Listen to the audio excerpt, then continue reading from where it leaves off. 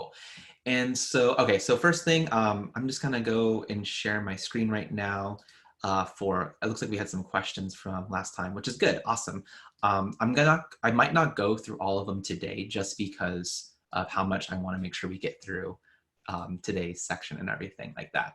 But it's great. Remember, just always putting these questions in there are super helpful. I think we actually talked about this one last time. Is that right? Give me a thumbs up if you saw this one last time. Yeah. Okay, degrees of freedom. Yeah, well, we might talk about this in the future, like maybe talk about like what specifically degrees of freedom does that mean, but we're gonna kind of skip over that. Let's see here. I think we talked about, related to the question above, when should we use NP standard X versus NP standard X degrees of freedom 1. And again, we kind of talked about this last time. So I think these are actually from last time. I'll move this over later. We discussed about error bars. Oh, these are some repeat questions, but I think I see a couple that these are new. So, okay, I think this is a new one, right? Give me a thumbs up if like, all right, cool. I see some nods. So let's hear two sample t-tests. Cool, section 14. So when calling stats t.pdf, to get the PDF of the t-distribution, the degrees of freedom is the sum of the size of the two samples minus 2. Can you explain what degrees of freedom? Oh man, we need to make sure we get a lesson about degrees of freedom because it is very confusing.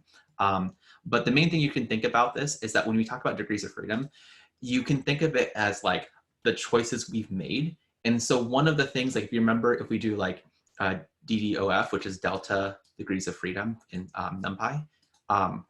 What that's saying is saying we use a n-1 instead of n, if you remember that for like the standard deviation. It's because we already chose, I'm again kind of hand waving a little bit, but like we chose something we measured. For example, when we do a central limit theorem, estimating the means, we do the mean of means, right? We look at all the averages. And we actually make a choice saying, well, we're going to measure this mean here. And that's that degree of freedom. It's like we made a choice of what we had.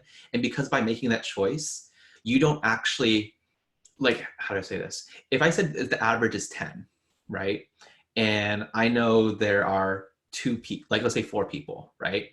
And I tell you the average is 10. And I tell you about person A, person B, person C. Can you figure out about person D? Like how much, you know, let's say it was money, like $10. And I said like, okay, how much money is in your wallet right now? And we know, and I tell you person A has like $8. I tell you person B has $13. And we have person D has $9. Could you figure out the very last person? If you knew that was all the people that are in there. Yeah, right? Like you could figure it out. It's like, oh, well, we know how to calculate averages. We know all 3 people except the last one, kind of like system of equations, or not system of equations, like just a simple algebra. And you can figure out that last person. So we lose a degree of freedom by reporting an average. Does that make sense? Like we no longer can tell, like if I said 3 people and not the average, you still wouldn't know this last person's like value, right? But because we tell that mean, we get that minus degree of freedom, or we have 1 degree of freedom subtracted from it.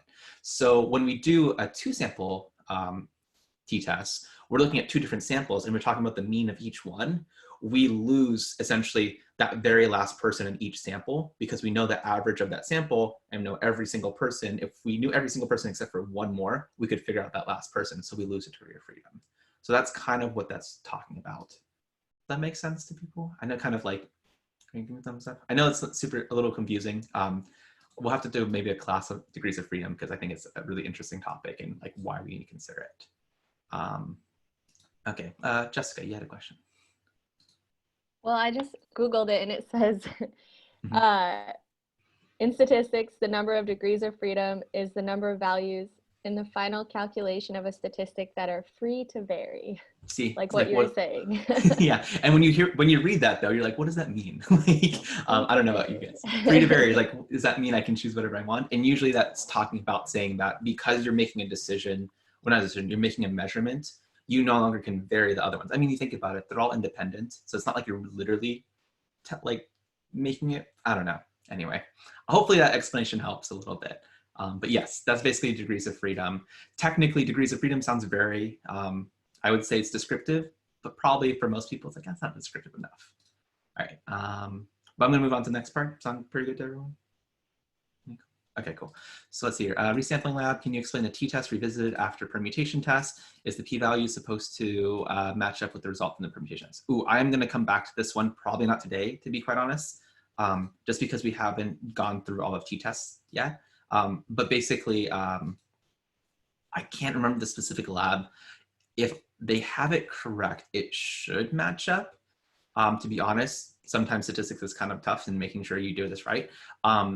When we do a p-value, we are actually, in some senses, assuming certain things, depending on your test. And that possibly could be part of the reason why it doesn't match up. But technically, you can track the p-value without ever doing like a t-test, like with stats models or with NumPy or SciPy. Okay. ANOVA, I'm going to hold this off for next time too, because we actually are going to kind of introduce some hypothesis tests. And I'm going to say right now is that I am actually going to hold off ANOVA when we actually talk about linear regression, which is kind of coming up. And the reason why is that I will tell you is that I personally was always really confused with ANOVA until I realized like literally ANOVA are a bunch of t-tests, and t-tests are really just linear regression. So they're actually all connected together. So I think I'm going to hold off on this. And that's actually why you see, like, for example, for OLS, you're writing this formula. When we introduce linear regression, you will see ANOVA, like, you're like, oh, that looks just like a linear regression. And that's because literally ANOVA is a linear regression. It's just done in a slightly different way. So we'll talk about that. Okay. So I'm going to highlight this guy too, so we don't forget it. That way I don't accidentally delete it or something. And then ANOVA 2, KS tests. Yeah, we're going to hold all these off. Sound pretty good? Like hopefully no one's like, oh man, I was really hoping we were going over this stuff right now. But I think that'll be helpful if we go through the material today, and then we'll come back to these questions. All right.